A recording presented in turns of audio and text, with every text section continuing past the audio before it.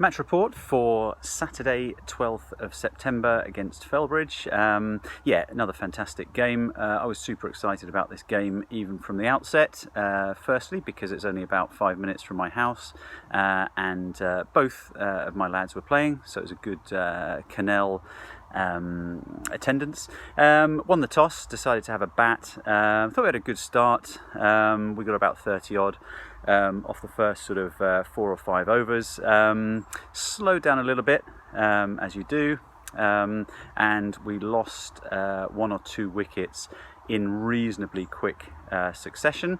I got out on 49, which had I known, I obviously would have played a defensive shot and probably got out on 51.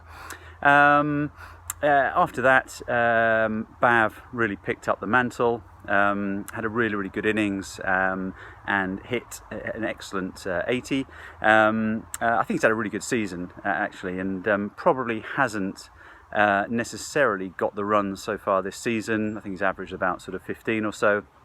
But it really just goes to show, if you keep batting well and if you keep doing the basics and trying hard, then those runs will eventually come for you. So really delighted for him to get such a good innings. And then that took us up with a bit of support from the likes of Oliver and Nathan, also looking really good with the bat, up to 209 by the time we broke for tea.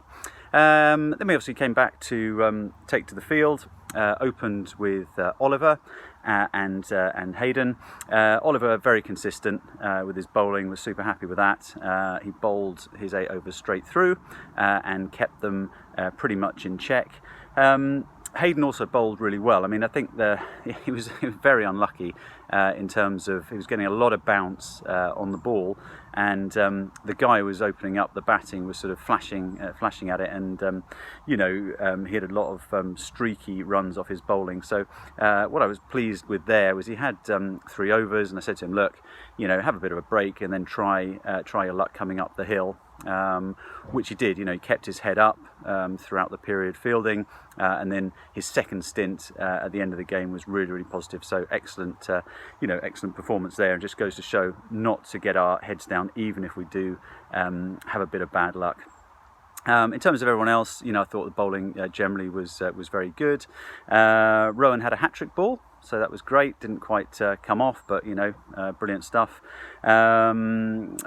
Nicholas, obviously having his debut, bowling up against some adults who are about twice his size, was really good. He bowled some consistent stuff and managed to get his first maiden wicket for the 4th team. So well done, that man, in his 3 overs.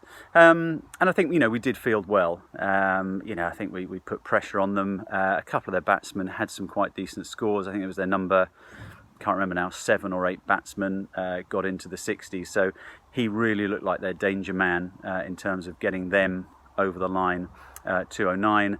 I think Alec fielded really well, very energetic in the field, and Oliver was excellent actually in the field, and he took a brilliant catch on the boundary, which looked like it was heading for a 6.